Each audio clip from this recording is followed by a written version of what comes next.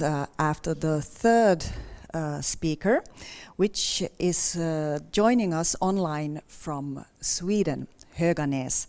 Her name is Dr. Rosmarie Yttergren, and she represents Höganäs, a global leader in the metal powder industry, and also one of the founding members of EIT Raw Materials.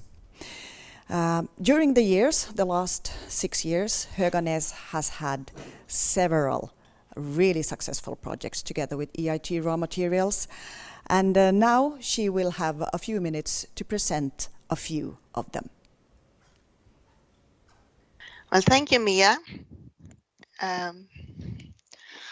for the presentation, and also thank you for having me as a presenter here.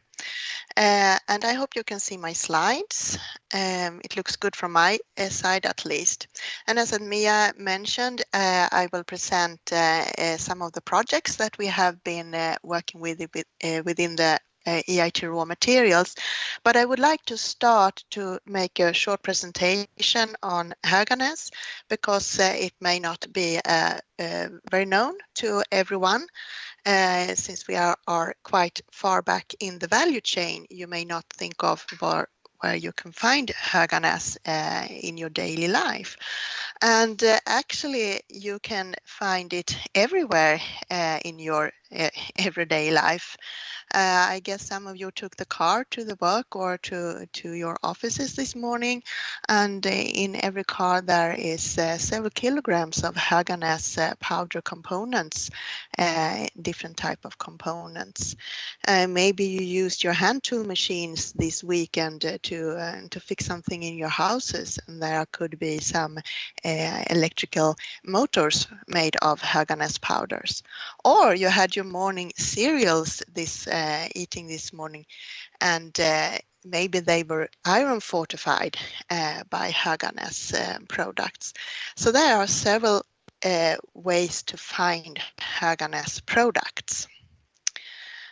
Höganäs is a very old company. We were founded already in 1797 here in the south of Sweden, in the small town of Höganäs. And during the years, we have changed the technology or the scope of the technology. We started as a coal mine, and then we turned into a ceramics, where we did a lot of pottery, of course, but also tiles and other type of building blocks and so on. And it was in the beginning of the 1911 where we started actually to do metal powders. And maybe you have been to school and read about Höganäs sponge process, which actually is the same process that we still have, and that was started in 1911. And we have expanded over the world to be present close to our customers. And we entered Asia very early, and it says here that we were the first Swedish company in Japan. I cannot verify that, but if it's here, I hope that is true. We have done several acquisitions over the year, and the last one we did was to incorporate a part of H.C. Stark, the division of surface technology and ceramics. So we have the ambition to follow the different technology shifts, and now we have the challenges that I think most of companies have with electrification, digitalization, and customization, and of course the need to become climate neutral. Here's some numbers to get an understanding of Höganäs. We have an annual production capacity of 500,000 tons, and now I'm just talking metal powders, and that is what we are selling. It's metal powders, nothing else. We have about 3,000 customers in different countries all over the world. We have 3,500 different products that comes from different production sites over the world. I will show you a map soon. And many of these products are customer mixes that are made for the special customer or for special application. We are about 2,500 co-workers. Most of the pod are sitting in the small town of Höganäs, where we have the head office, and we have a turnover of 10 billion euro about. We are a very technique-heavy company with a lot of R&D, and during the years we have applied or granted 1,000 patents.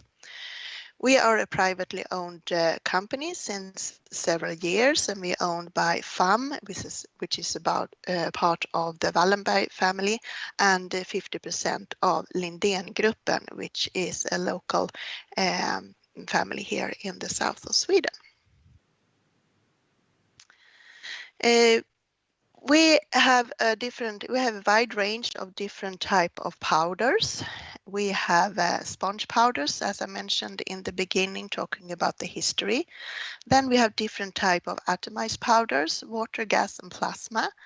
And we have these different type of process routes to get different morphologies, chemistries, and so on, so that we can provide the best solution for the customers. And with the acquisition of H.E. Stark, we also now can offer ceramic powders. And then we have different annealing and mixing capacities. Höganäs is always close to the customer. You can see from the map that we are very spread over the world. As I mentioned, in Sweden, we have the headquarters with the corporate functions and also the main R&D functions. And then we are spread with production facilities and tech centers in United States, China, India, and Germany, and also some smaller production sites in Great Britain, Belgium, Korea, Japan, and Brazil. And then we also have sales offices. And with all the different processing routes and R&D that we're doing, of course, we might want to offer more effective, lighter products with reduced environmental impact to the different industries. So that was just short about Höganäs. Now I would like to talk about some of the EIT raw materials projects that we had from the very beginning. And here are most of them, and there have been in different areas, both networking, education, and upscaling. Most of them have been very successful. I would like to point out the first one, the ERMAT project, which I found was very successful, but we didn't, for different reasons, we could not take it all to the end. But that was about building a network where you could offer different side streams, and people could get into a website and discuss and buy and upgrade different side streams. Unfortunately, that didn't go all the way, but all the material is there if someone would like to pick it up. I would like to stress on 3 upscaling projects that we have finalized and that are ongoing, and that are the ones you can see in orange here. It's the MinPET, a mineral product from Petri T side stream technology. That Petri T is a slag. And we have the ongoing Spaceman, which is sustainable powders for additive manufacturing. And then finally, Newman, a new started project with nickel-free powders for high-performance components. So the MinPET, that is finalized, and the aim for it was to find new application for the side stream Petri T, that is the lime-rich slag that comes from the Höganäs sponge iron process. And there were 2 different applications that were explored, cement replacements and geopolymers. And this project is finalized and was very successful. There were actually parts built by both building blocks and acoustic panels. And Höganäs is now working on this to get it on the market. We don't have the production routes to do the production needed to do the building blocks. So there we need to find a partner to do this for us. However, these are low price products and therefore very transport cost sensitive. And so we need to find someone in the close area. That has not been successful. So at the moment that application is resting. However, the geopolymer, there we are seeking partners, and that is for acoustic panels that you can see on the pictures also. And there are some promising leads. The Spaceman is an ongoing project to find a sustainable, low-cost and yield-efficient additive manufacturing powder for prototypes in car suspension knuckle and for a die for automotive sheet stamping. In this case, it is to upscale new iron-based powders where you don't have a nickel and a reduction of chromium, and to use water atomization instead of gas atomization to lower the cost.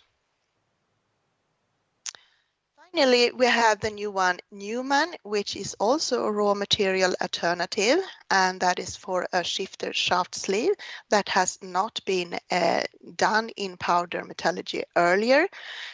So that is a challenge that to make a new design, and it should be also produced in a sustainable, low-cost nickel-free powder. So here we take out all the nickel.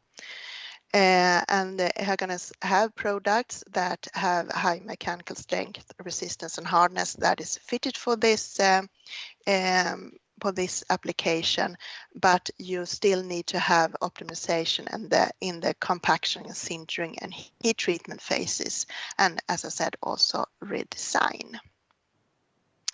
So this was a very quick presentation. I see that I have to end it here. So thank you.